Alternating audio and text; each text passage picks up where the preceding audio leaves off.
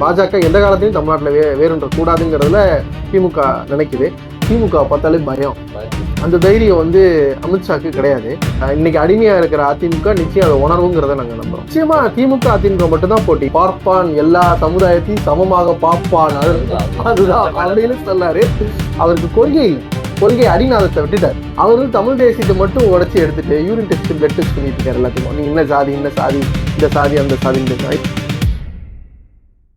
அமித்ஷாவுக்கு வந்து next target வந்து தமிழ்நாடு தான். பீகார் முடிச்சிட்டோம், இனிமே தமிழ்நாடு வந்து டார்கெட் வச்சிருக்கோம், ஒரு வழி பாத்துருவோம் அப்படின்னு சொல்லியிருக்காரு. இப்போ நீங்க என்ன மாதிரி சவால்களை எதிர்கொண்டு இருக்கீங்க அப்படின்னு சொல்ல முடியும்? இப்ப வந்து அவர் பேசினார், எந்த மாநிலத்துல பேசினார்னு உங்களுக்கு தெரியுமா? அவர் வந்து பீகார்ல தான் பேசினாரு. ஏன் அங்க போய் தமிழ்நாட்டை பத்தி பேச வேண்டிய அவசியம் என்ன அவருக்கு? பேச வேண்டிய என்ன? ஏன்னா அவருக்கு வந்து திமுக பார்த்தாலே பயம் வரல, பயத்துலதான் இருக்காரு. ஏன்னா திமுக ஜெயிக்க முடியலையே, எந்த காலத்திலும் ஜெயிக்க முடியலையே. இங்க எம்பி சீட்ல ஃபுல்லா ஜெயிச்சாங்களே, லோக்கல் பட்டியல் ஜெயிக்க முடியலையே. அவரோட அதிமுக வந்து அடிமை அதிமுக டம்மியா இருக்கு. அவருக்கு இங்க பேஸ்மெண்டே இல்ல. அந்த பயத்துல அவர் அவங்க பேசுறாரு. இல்ல, அவங்களோட பிளானே அதான் நினைக்கிறீங்களா? ஏன்னா அதிமுக முழுசா காலி பண்ணிட்டு அந்த இடத்துக்கு நாங்க வந்துடணும் அப்படிங்கிறது. ஏன்னா நிறைய மாநிலத்துல அதை அவங்க பண்ணியிருக்காங்க அப்படின்னு நாம பாக்குறோம். பீகார்ல, மகாராஷ்டிரால எல்லாருமே பாக்குறோம்ல. ஸோ அது அவங்களோட பிளானே அதான் நீங்க நினைக்கிறீங்க? அதை நீங்க உங்க கட்சி அப்படிதான் நினைக்கிறதா? அதை நீங்க வச்சிருக்கீங்களா? கண்டிப்பா அந்த பிளானை நோக்கி தான் வந்து பிஜேபி போகுது. ஆனா இந்த சட்டமன்ற தேர்தலில் நிச்சயம் வந்து அதிமுக படுதோல்வி அடையும். படுதோல்வி உடஞ்சோடனே அந்த அதிமுக தொண்டர்கள் வந்து நிச்சயம் அதை புரிஞ்சுக்குவாங்கன்னு நம்புறோம். இனிமேல் பாஜகவோட கூட்டணி வைக்க மாட்டாங்கிறத நம்புறோம். எங்களை பொறுத்த வரைக்கும் திமுக அதிமுகங்கிற ஒரு களம் தான் இருக்கணுங்கிறத திமுக எதிர்பார்க்குது. ஏன்னா பாஜக எந்த காலத்தையும் தமிழ்நாட்டில் வேறுன்ற கூடாதுங்கிறதுல திமுக நினைக்குது. ஆனா அதுக்கு இடம் கொடுக்குற வகையில தான் இப்போ வந்து அவங்க போறாங்க. பட் இந்த சட்டமன்ற தேர்தலுக்கு அப்புறம் அவங்களோட நிலை வந்து நிச்சயம் மாறும் அப்படிங்கிறத நாங்க நம்புறோம். உங்களை பொறுத்தவரை அதிமுக திமுக தான் போட்டி. நிச்சயமா திமுக அதிமுக மட்டும் தான் போட்டி. ஏன்னா அதிமுக தான் திமுக. ஏன்னா திராவிட கட்சிகள் திமுக இருந்து போனதான் அதிமுக. அவங்க கொள்கையில அவங்க சரியா இன்னைக்கு அவங்க சரியா ஃபாலோ பண்ணலைங்கிறதா எங்களோட கோபம் எல்லாமே அவங்க மேல. நிச்சயம் அவங்களோட நினப்பு வந்து அவங்களோட செயல்பாடு வந்து பிஜேபியோட சேர்ந்து செய்கிற செயல்பாடு வந்து நிச்சயம் தமிழ்நாடு மக்கள் ஏற்றுக்க மாட்டாங்க. அவங்கள புறந்தள்ளுவாங்க. இன்னைக்கு அடிமையா இருக்கிற அதிமுக நிச்சயம் அதை உணர்வுங்கிறத நாங்க நம்புறோம். நீங்க அமித்ஷா சொல்லிட்டு இருக்கீங்க, இதெல்லாம் கேட்டுட்டேன். நீங்க வந்து கண்டினியூ பண்ணுங்க. அமித்ஷா வந்து உங்க அவரோட அப்படி சொன்னது வந்து இங்க தமிழ்நாட்டுல வந்து உங்களுக்கு கட்சி ரீதியா உங்களுக்கு ஒரு பாதிப்பு. அமித்ஷா வந்து தமிழ்நாட்டுல வந்து அதை சொல்ல முடியாது. அந்த தைரியம் வந்து அமித்ஷாக்கு கிடையாது. வடநாட்டுல சொல்லி அங்க இருக்கிறவங்கள வந்து ஒரு குஷிப்படுத்தலாம், அதை வந்து அவங்கள வந்து இது பண்ணலாம். அதை வந்து தமிழ்நாட்டில் சொல்ல மாட்டாரு. எங்கே போனாலும் தமிழ்நாட்டோட பயம் தான் அமித்ஷாக்கு இருக்குது, மோடிக்கு இருக்குது. ஏன்னா அவங்க இங்கே ஜெயிச்சதே இல்லை, ஜெயிக்க போகிறதும் கிடையாது, ஜெயிக்கவும் விட மாட்டோம். எல்லாம் தெரிஞ்சுங்க. இன்னைக்கு மோடிக்கு அமித்ஷாக்கு மிகப்பெரிய எதிரி வந்து காங்கிரஸ் கிடையாது. காங்கிரஸை விட அவருக்கு மிகப்பெரிய எதிரி வந்து திமுக தான். ஏன்னா திமுக தொடர்ந்து ஜெயிச்சுக்கிட்டே இருக்கு. அவங்க என்னென்னமோ வியூகம் அமைச்சு பார்த்தாங்க, எல்லா வியூகமும் தோத்து தான் போகும். அவங்களோட வியூகம் என்றைக்குமே தமிழ்நாட்டில் ஜெயிக்காது. Because of Periyar land. இல்ல, இது கூட நாம அந்த உதயநிதி ஸ்டாலின் அவர்களை கூட இப்போ வந்து நார்த் மீடியா கூட பேச ஆரம்பிச்சிட்டாங்க. என்னன்னா இந்த மாதிரி சனாதன தர்மத்தை வந்து இவர் வந்து பழிச்சு பேசிட்டாரு அப்படின்னு சொல்லிட்டு இப்போ வந்து நிறைய வந்து நியூஸ் போட ஆரம்பிச்சிட்டாங்க. இதை நீங்க எப்படி பாக்குறீங்க? இதை வந்து ஒரு நெகட்டிவா ஒரு கொண்டு போறாங்களா north Indian medias? North Indian மீடியாஸே அவங்க வந்து கரப்டட் மீடியாஸ். கரப்டட்னு சொல்றதை விட அவங்களுக்கு வந்து தமிழ்நாட்டு கொள்கைகளை இன்னும் அவங்க ஒன்றும் புரிஞ்சிக்காம அவங்க வந்து ஒரு சாரராக போறதுனால தான் அவங்களுக்கு இந்த யோசனை எல்லாம் வருது.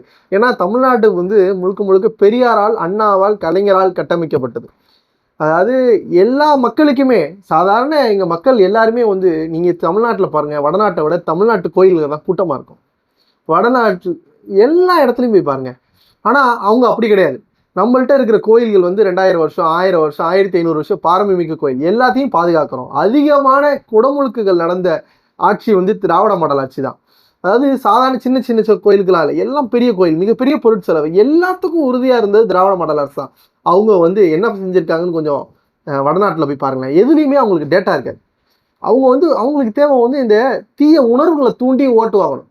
சாதனையை சொல்லி ஓட்டு வாங்குறோம் நாங்கள் திராவிட மாடல் அரசு. அவங்களோட அரசு வந்து இந்த உணர்வுகள், அதாவது அந்த கடைசி நேர அந்த உணர்வு இருக்குல்ல, அந்த உணர்வை தூண்டி ஓட்டு வாங்கிடலாம் அப்படின்னு அவங்க நினைக்கிறாங்க. கடைசி வரைக்கும் அந்த ஃபார்முலா வந்து இங்கே எடுபடாது. இங்கே மக்கள்லாம் வளர்ச்சியை நோக்கிய மக்கள். இன்னைக்கு ஜிடிபியில் இவ்வளோ பிரச்சனை, ஒன்றிய அரசு உதவவே இல்லை. பள்ளிக்கல்வி கொடுக்க வேண்டிய நிதியை தரமா இருக்கிறாங்க.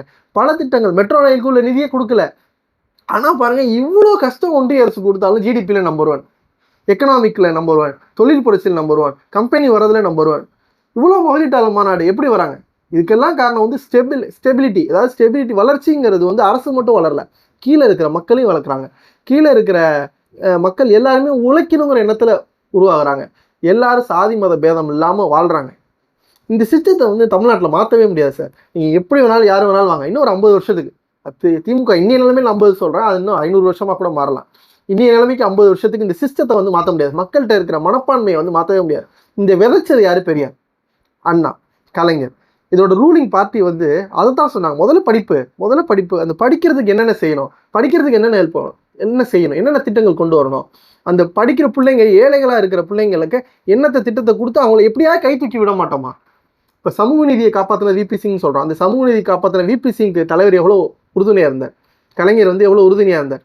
அவர் என்ன நினைச்சாரு, நம்ம திட்டத்தை மூலியமா, நம்மளோட இடஒதுக்கீடு மூலியமா எப்படியாவது கீழே கஷ்டப்படுற குழந்தைங்களை, ஏழை எளிய மக்களை எப்படியாவது முன்னேற்றிட மாட்டோமா அப்படின்னு நினைச்சு ஒவ்வொருத்தராக கைப்பிடிச்சி திராவிட மாடல் அரசு வந்து தூக்கிடுச்சு. இன்னும் மீதி இருக்கிறவங்களையும் வேகமாக தூக்கிடும். அவங்க வந்து நாலேஜபிள் பர்சனாக தான் வராங்க. நீங்கள் வந்து யாரையும் சர்வசாதாரணமாக ஒரு விஷயத்த சொல்லி அவங்களை செஞ்சிட முடியாது. இங்கே மக்கள் வந்து மிக பகுத்தறிவு மிகுந்த மக்களாகவும் மாறிட்டாங்க. அதாவது எங்கள் கட்சி பகுத்தறிவை சொல்லி கொடுத்துச்சு, அதன் மூலியமாக மக்களும் பகுத்தறிவாக மாறிட்டாங்க. எங்களுக்கு போட்டி வந்து மற்ற வட மாநிலமே கிடையாது. எங்களுக்கு போட்டி வந்து யூஎஸ், எங்களுக்கு போட்டி வந்து யூகே, எங்களுக்கு போட்டி வந்து சிங்கப்பூர், எங்களுக்கு போட்டி தமிழ்நாட்டுக்கு போட்டி வந்து நிச்சயமாக ஒரு வளர்ந்த நாடுகளாக தான் இருக்க முடியும், வளர்ந்த ஒரு யூரோப்பிய நாடாக தான் இருக்க முடியும். அந்த எண்ணத்தில் தான் போகுதே தவிர்த்து மற்றபடி இவங்க அந்த கடைசி நேரம் அந்த இச்சைகளை தூண்டி ஓட்டு கேட்குறாங்களா, அது நடைமுறைக்கு வரவே வராது தமிழ்நாட்டில். இவங்க கடைசி வரைக்கும் தூண்டிக்கிட்டே இருக்கட்டும், திமுக ஓட்டு வாங்கிக்கிட்டே இருக்கும். இப்போ காங்கிரஸ் கட்சி வந்து உங்க கூட கூட்டணியில் இருக்காங்க. இப்போ வந்து 4 பேர் குழு கூட சீட்டு பேசுறதுக்காக வந்து வச்சிருக்காங்க, ஸோ அமைச்சிருக்காங்க. ஸோ அப்படிங்கிற பட்சத்தில் வந்து இப்போ ராகுல் காந்தியோட ஆலோசகர் வந்து இப்போ டிவிகே கூட வந்து ஒரு டிஸ்கஷன் இருக்கிறதா ஒரு பேச்சு வருது. இப்போ காங்கிரஸ் வந்து உள்ளே வெளியே ஆட்டம் ஆடுது அப்படின்னு ஒரு விமர்சனம் இருக்கு. இதை உங்க கட்சி ரீதியா நீங்க இதை எப்படி பாக்குறீங்க? நிச்சயமா அப்படி இருக்காது. காங்கிரஸுக்கு வந்து மிகப்பெரிய சப்போர்ட்டே திமுக தான். ஒரு சதனில் இவ்வளோ சீட்டை வாங்கி கொடுத்துருக்காரு தலைவர், 40க்கு 40 வெற்றி பெற செஞ்சுருக்காரு. இப்போ காரணம் தலைவர் தான். நிச்சயம் காங்கிரஸ் வந்து அப்படிலாம் செய்யாது. காங்கிரஸ் எங்கள் கூட தான் இருக்கும். அதே மாதிரி இது மாதிரியான வதந்திகளை வச்சு நம்ம வந்து பேசுகிறதும் தப்பு. அது வந்து நடக்காத விஷயங்கள் தான் சொல்கிறாங்க. அதுக்கான எந்த ப்ரூஃபும் வந்து காங்கிரஸும் சொல்லலை, யாரும் சொல்ல. காங்கிரஸோட தலைவர் செல்வ பெருந்தகை தொடர்ந்து திமுகவோட பேசிகிட்டு இருக்காங்க. தலைவருக்கு வந்து தெரியும் இது எல்லாமே, என்னென்ன செய்யணும் என்ன பண்ணுங்கிறது தலைவருக்கு தெரியும். தலைவர் என்ன சொல்கிறாரோ அதன்படி நாங்கள் நடத்துவோம். சரி, இப்போ உங்க கூட்டணியில் வந்து விசிகே, காங்கிரஸ், கம்யூனிஸ்ட் கட்சிகள் எல்லாமே இருக்காங்க. எல்லாரும் இப்போ வந்து அதிக சீட்டு கேட்குறாங்க அப்படிங்கிற ஒரு ரூமரும் வந்து. ஆனால் தேர்தல்கள்ங்கிறது பாலிடிக்ஸ் இஸ் பாலிடிக்ஸ். அதனால தலைவருக்கு இதை பற்றி இடம் கொடுக்கறத பற்றி எல்லாமே தெரியும். யாருக்கு எப்படி வெற்றி வாய்ப்பு இருக்குது என்னன்னு பார்த்து தலைவர் எது செஞ்சாலும் கரெக்டாக செய்வாங்க. சரியான எண்ணிக்கையில் சரியான அளவை திமுகவுக்கு வாய்ப்பு கொடுக்குறதுக்கும் மற்ற கட்சிகள் வாய்ப்பு கொடுக்குறதுக்கும் மற்ற கட்சிகள் எப்படி அரவணைக்கிறதுங்கிறதுல தலைவருக்கு தெரியும். தலைவர் நிச்சயமாக நல்ல முடிவுகள் எடுப்பாங்க. அது தமிழ்நாட்டுக்கு என்றைக்குமே சாதகமான முடிவு தான். தமிழ்நாட்டுக்கு பலன் தர முடிவுகளை எல்லாரும் சேர்த்து தலைவர் எடுப்பார். அது எந்த முடிவு எடுத்தாலும் தலைவரோட சேர்ந்து 2026 வரப்போகிற சட்டமன்ற தேர்தலை 234க்கு 234ங்கிற வெற்றி இலக்கோடு நாங்கள் பயணிக்கிறோம். நிச்சயம் எல்லா தொகுதியிலையும் திமுக வெற்றி பெறும். இந்த முறை மிகப்பெரிய ஆதரவு இருக்குது. அதாவது திமுக ஆட்சிக்கு வந்து இது வரைக்கும் சுதந்திர இந்தியாவிலேயே மற்ற எல்லா மாநிலத்திலையும் சேர்த்து நீங்கள் இப்போ எடுத்து ஒரு சர்வே சொல்லியிருக்காங்க. அதாவது ஆன்டி இன்கம்பன்சி கம்மியாக இருக்கிற மாநிலம் வந்து தமிழ்நாடு தான். அதனால் நீங்கள் அவங்க என்ன வந்து தப்பாக விதைச்சாலும் எங்களோட திட்டங்களை அவங்கள குறை சொல்ல முடியல. அதனால எங்களை வந்து பின்பக்கமாக வாசலில் வரலாமான்னு சொல்லி சில தவறான நடைமுறைகளால் எங்களை விமர்சிக்கிறாங்க. அந்த விமர்சனங்கள் எதுவுமே மக்கள்கிட்ட ஈடுபடாது. தொடர்ந்து வரப்போகிற சட்டமன்ற தேர்தலில் 234 நிச்சயம் திமுக கூட்டணி வெல்லும். சீமான் அவர்கள் வந்து இப்போ ரீசெண்டாக வந்து ஆர்எஸ்எஸ் விஜில் மேடையில் வந்து என்ன சொல்லியிருக்காரு அப்படின்னா, திராவிடத்தை வந்து பிராமண கடப்பாறையில் வந்து உடைப்போம் அப்படின்னு சொல்லியிருக்காரு. ஸோ அதை பற்றி நீங்கள் என்ன நினைக்கிறீங்க? ரொம்ப திராவிடம் அப்படின்னா ரொம்ப வெறுப்பாக போயிட்டாரா அவர் அப்படின்னு ஏதோ நீங்கள் என்ன நினைக்கிறீங்க அதை பற்றி? நிச்சயமாக அவர் வந்து அவரோட பேச்சுகள் வந்து மக்கள் மத்தியில் இப்போ எடுப்படாது. அவர் வந்து தொடர்ந்து முரண்னாரு. இன்னைக்கு பேச நாளைக்கு பேச மாட்டார், நாளைக்கு பேச மாட்டார். அது வந்து ஒரு ரீசெண்டாக இப்போ எல்லாம் ஒரு கிண்டல் பண்ணுறாங்க. நான் எந்த சமுதாயத்தையும் பேர சொல்கிறேன்னு தப்பாக நினைக்க வேணாம். அவர் என்ன சொன்னார், ஒரு மேடையில் பேசியிருப்பாரு, பார்ப்பான் எல்லா சமுதாயத்தையும் சமமாக பார்ப்பான், அதுதான் அப்படின்னு சொன்னார். அப்படின்னு சொன்னவர் தான் அது வந்து நம்ம தப்புங்கிறது வந்து அவ்வளோ கீழே இறங்கி போகிறவர்கிட்ட வந்து அவருக்கு கொள்கை இல்லை, கொள்கை அடிநாதத்தை விட்டுட்டார். தமிழ் தேசியங்கிறது திராவிடத்திலேயே இருக்கு. திராவிடத்தோட ஒரு மிகப்பெரிய தான் தமிழ் தேசியம். அவர் வந்து தமிழ் தேசியத்தை மட்டும் உடைச்சி எடுத்துட்டு யூரின் டெஸ்ட் பிளட் டெஸ்ட் பண்ணிட்டு இருக்காரு எல்லாத்துக்கும். நீ என்ன சாதி, இந்த சாதி, இந்த சாதி, அந்த சாதின்னு பேசுறாரு. இதெல்லாம் தேவையே இல்லாத விஷயம். இந்த நாடு முன்னேறி இருக்க நேரத்துல தமிழை காப்பாற்றணும், தமிழ் மொழியை காப்பாற்றணும், தமிழ் இனத்தை காப்பாற்றணும், தமிழ் மரபை காப்பாற்றணும்னு இருக்கிறது திராவிட முன்னேற்ற கழகம் மட்டும்தான். இந்த நேரத்துல போய் இவன் வந்து நீ என்ன ஜாதி, நீ எந்த ஜாதியா, அந்த ஜாதினா தமிழன் இல்லைன்னு இவரா ஒரு சர்டிஃபிகேட் கொடுக்குறாரு. இவர் யாருக்கு சர்டிஃபிகேட் கொடுக்குறாரு? இவரோட பேச்சு வந்து இவர் ஒரு குட்டி RSS தான். அதனால இவரெல்லாம் நம்ம வந்து பொருட்படுத்த தேவையில்லை. இவர் வந்து மக்கள்கிட்ட நிலைக்கவும் இல்லை, நிலைக்கவும் இல்லை, வாக்குகளும் வாங்க மாட்டார். இந்த முறை இன்னும் குறைவார். அவரோட ஓட்டு யாருக்கு போகும் நினைக்கிறீங்க? நிச்சயமா வந்து அது அவங்க 2 பேருக்கும் தான் போட்டி. யாருக்கும்?